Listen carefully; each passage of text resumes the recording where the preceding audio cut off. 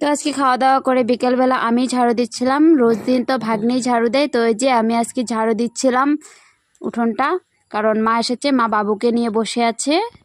Hello guys, কেমন আছো তোমরা সবাই? আশা করছি সবাই ভালো আছো, আমিও ভালো আছি।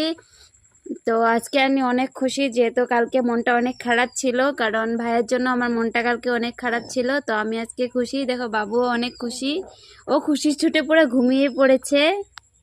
তোমরা কি জানতে চাও আজকে আমাদের খুশির কারণ? আজকে আমাদের খুশির কারণ হলো আমাদের বাড়িতে মা এসেছে, বুনু এসেছে।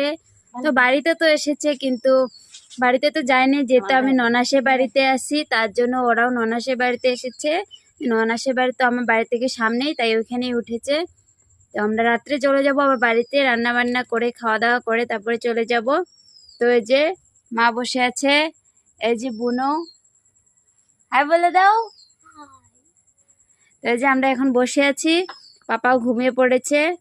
তো তোমরা কেমন আছো বলবে। যে মা এনেছে ঠান্ডা, এটাকে কি বলে? এটাকে চম্পা, চম্পা না, ক্যাম্পা বলে এটাকে। তো আমিও সুমিদির মতো চম্পা বলে ফেলছিলাম, কিন্তু এটা চম্পা না, এটাকে ক্যাম্পা বলে। সরি। তো এই যে আমরা এখন খাবো এটা। তো চলো আমরা ঠান্ডা খাই, দেখা হচ্ছে পরে ভিডিওতে।